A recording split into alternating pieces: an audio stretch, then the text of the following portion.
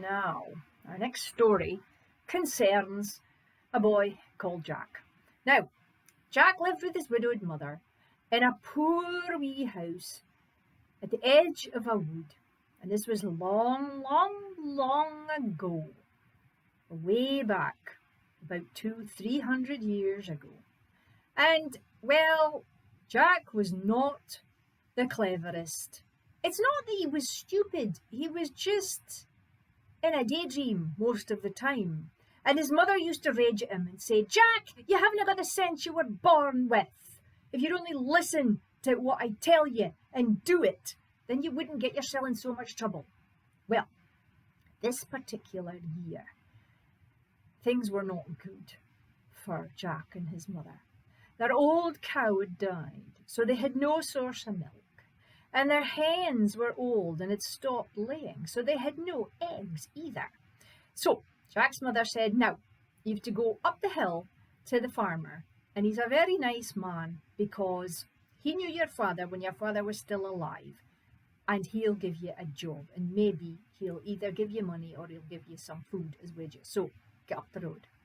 So Jack went up to the farmer, and he said, "My mother sent me here to see if you've got any work for me."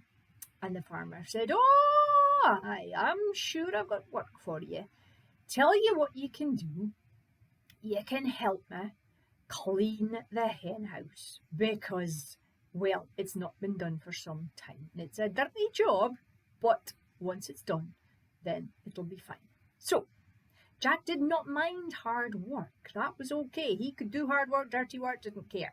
He would do it. And this time, he listened to what the farmer said, and he helped clean the hen house. Well, it was a very dirty job, and Jack got very dirty. But afterwards, the farmer's wife took him into the kitchen, and she let him wash his face and his hands. And she said, "Jack, I'm going to give you a lovely fresh egg to take home to your mother as a thank you for helping my husband today." So there you go. Gave him this beautiful brown speckled egg. And he thought, "Oh, this is lovely." And so he put the egg in his pocket and he walked home. Well, when he got home, his mother said, "Now, Jack, what happened? Did you get anything in return for your work?" So he told her the story and he said, "Yes, and the farmer's wife gave me an egg and I put it in my pocket." And he slapped his hand against his pocket. And yes, I'm sure you can guess what happened.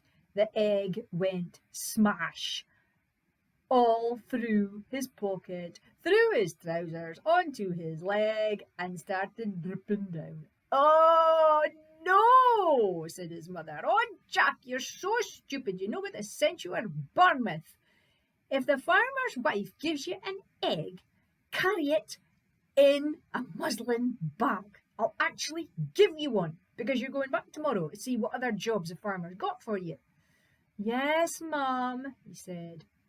And so he went back.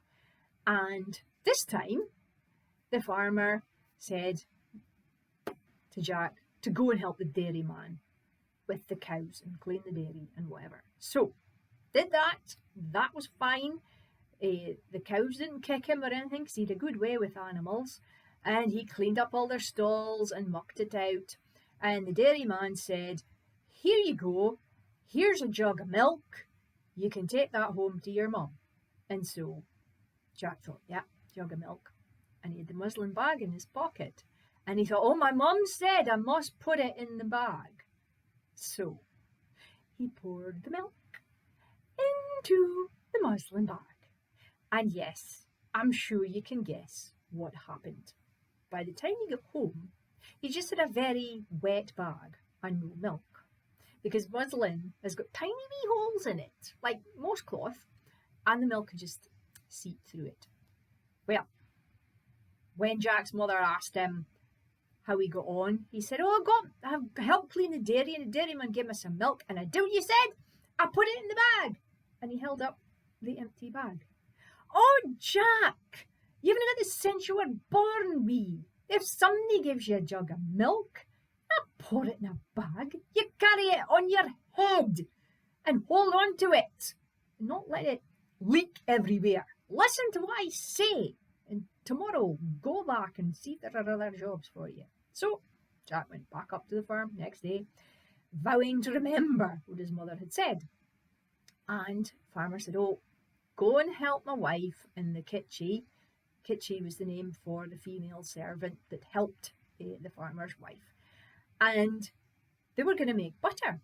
And so Jack was to help the Kitchi turn the butter churn, because that's how they made butter long ago. They didn't have shops to buy it from. They just made it themselves. And so they turned and turned and turned the milk until it curdled up and made butter. And Jack had a great time slapping all the butter pats together and wrapping them up in a tissue paper or grease-proof paper, whatever kind of stuff they had. And that was fine. And the Kitchi, she was in her teens, and she was really pleased at Jack's hard work. And so she and the farmer's wife gave him a pat of butter to take home to his mother. And of course he remembered what he was told. He put the butter on his head. Yes, I know you're starting to think what might happen. It was a hot day, one of the last hot days of the summer, because of course it was harvest time. And he put the butter on his head, right enough, and it was fine to start with, because it was wrapped in the paper. And the day got hotter and hotter. And as he walked down the hill to his house, he started to feel little salty, dribbly bits down his face. Ooh. And he put his hand up and his hair was all sticky and bleh. Oh no, he thought. The butter's melting. By the time he got home, his hair was covered in melted butter, and there was no pat of butter left. His mother hit the roof. She said, "Jack, you haven't got the sense you were born with. If somebody gives you a pat of butter, you wrap it in bay leaves and carry it in your hand. That way it winna melt. Now, for Ronnie's sake, go and get work tomorrow." Jack, "Yes, Mom." Back to the farm. The farmer this time was clearing out his hay barn for the new hay that was going to be put in there after his workers had gathered the harvest. And he said, "Now, Jack, what we're going to do, we're going to put in the farm cat, and she's going to chase the rats and mice out. And she might catch some, but she might also chase some out. And you have to stand by the door with a fork, big pitchfork, and kill the rats and mice. We need to do this because we don't want mice eating the new hay, which is to feed the animals over the winter." And so that's what happened. The great big stripy tabby cat, she went in and she started chasing all these horrible big rats. And she killed some of them with her big claws, and the rest of them she chased towards Jack, and he stab. He was really good. He was almost as good as the cat at stabbing the horrible, dirty, disease-ridden rats to death. And then afterwards, he and the farmer threw all the dead rats' bodies on a pile and, well, they burned them to get rid of the disease. And so the farmer said, "Now, Jack, you can see how good my cat is as a ratter. And she's just had kittens about 2 months ago. So I'm going to give you a little kitten, and you can train her up to catch mice for you. She's a bit wild, so look after her on the way home." So Jack took this little tabby kitten. And you know what little kittens are like? They're all wriggly, and they scratch as well if they're not handled properly. And so, remember what his mother told him? He wrapped the kitten in 2 bay leaves. Well, the kitten was really not pleased to be wrapped in a leaf and being held in a human's hands. And it meowed and scratched. And by the time Jack got home, His fingers were covered in scratches, and the cat leapt out of his hands and went shooting over to the fireplace and hid on the chimney breast, actually climbed up and hid there. "Oh, dear me," said Jack's mother. "It's a kitten. You're supposed to put it on a lead. I mean, like, they're cats. Like, you can put them on leads like dogs, maybe not the same, but it would have been better than getting all scratched and getting a very upset kitten in the house. I'll have to get her down. So next time, you put the cat on a lead." So Jack listened to this.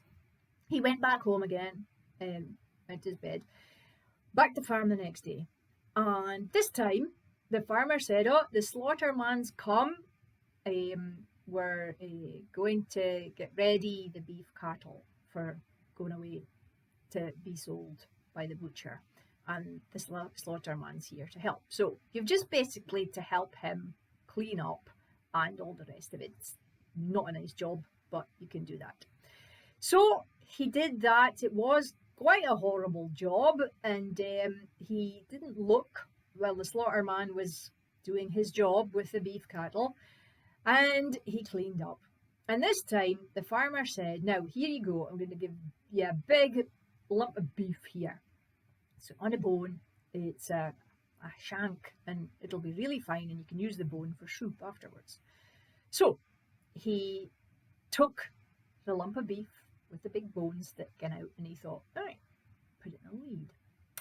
He put a lead around the bone that was sticking out and dragged it behind him. So this time, when he was going down the hill, he decided he would take a shortcut through the wood. Well, as he went through the wood, every single dog in the district could smell this beef.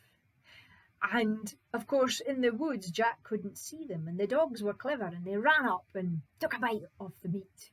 Lovely fresh meat, yum, yum, yum, yum. The dogs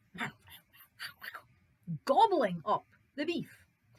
And when Jack got home, his mother said, "What on earth is that you've got on a lead? It looks like the bone of a cow."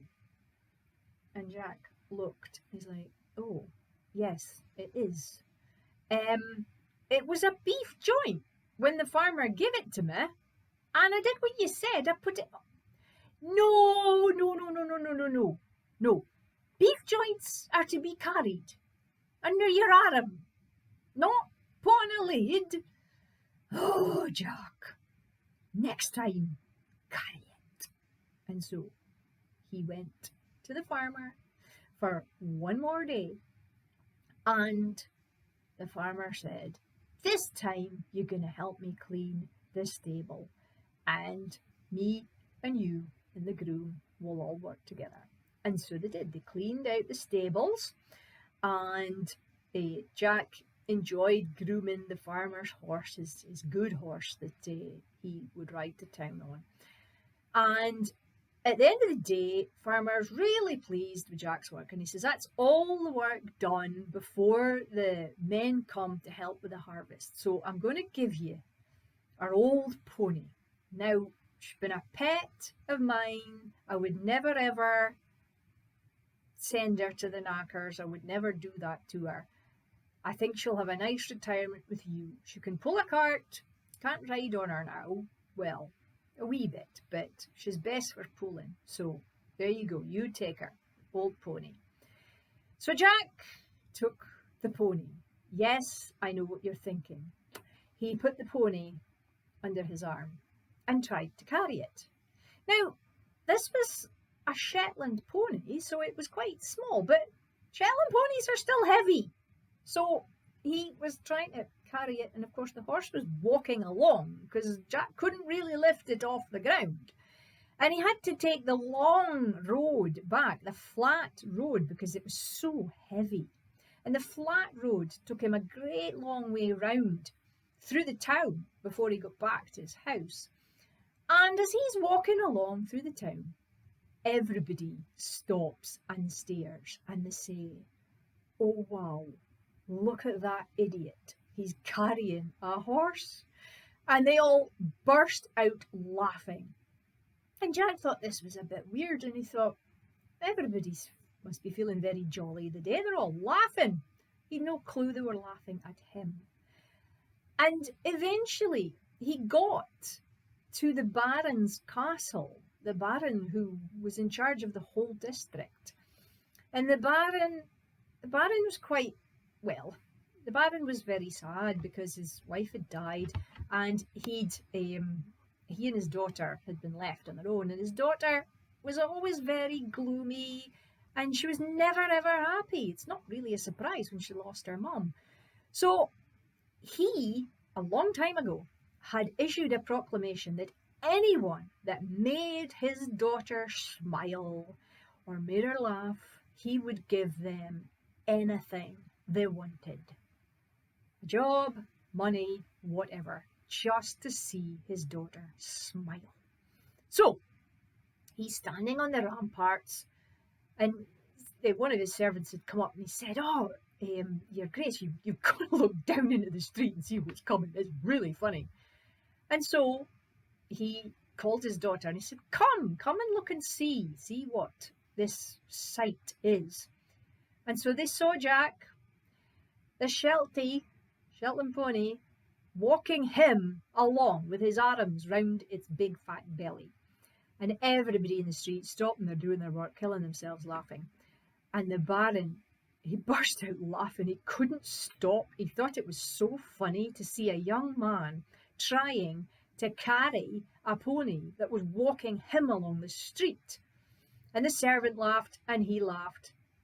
And then he looked at his daughter, because she made a noise, like a snorting noise.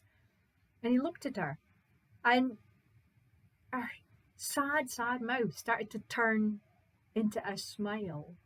And this big smile, and then a laugh like a snort, burst out of her mouth. And she laughed and laughed and laughed like she'd never laughed in her life before, until the tears were coming down her face. And she said, "Oh, Father, please employ that boy as the court jester. I don't think I've ever felt so happy. Please employ him to cheer me up every day. If that's how he behaves, then he must be such a clown." So the Baron hugged his daughter and he said, "I'm so glad, my dear, that you're finally able to laugh and smile." And he sent his servant down to collect Jack. And Jack thought, "Oh, okay." He hoped he wasn't in any trouble. But came into the courtyard, and the Baron was taking his daughter along in hand, and he said, "Now, Mr. whatever your name is, it's Jack, sir. Now, Mr. Jack, I don't know why you were trying to carry your pony, but you made my daughter laugh and smile, and she's never done so in her whole life since her mother died. So thank you. We want you to be our jester, and you can entertain us and do silly things like that and tell us silly stories. And look, I think I know who you are. You're Jack, and your father died when you were little, and you and your mother live in a little cottage by the wood." "Yes, that's right, sir," Jack said. "Well, here you go. Here's a bag of gold. I want you to go home to your mother and tell her that you've got a job here with us, and then she is to come, and she and you will live in the castle with us, and you will have whatever you need, and you'll never ever want again." And so Jack was amazed, and he looked into the bag, and it was full of gold coins, more gold coins he'd ever seen in his life. And so he took the bag, and he thought, "I'm not carrying this beast all the way home." And he got on her back, and he rode her slowly back to his house, and the Sheltie was much happier having him on her back than trying to carry her. And when he rode up, his mother came out because she heard the horse's hooves, and she said, "Oh, Jack, what's this? You have a pony." "Yes, Mother, and I've got a bag of gold, and I have a job with the Baron, and he says we've got to come and live at the castle, and we'll never want again." "Oh, Jack, she said, and she hugged him tighter than she'd hugged him in a long time as he jumped off the pony's back. And he said, "Oh, Jack, you finally do have the sense you were born with." And they lived, as in most of these stories, happily ever after at the Baron's castle.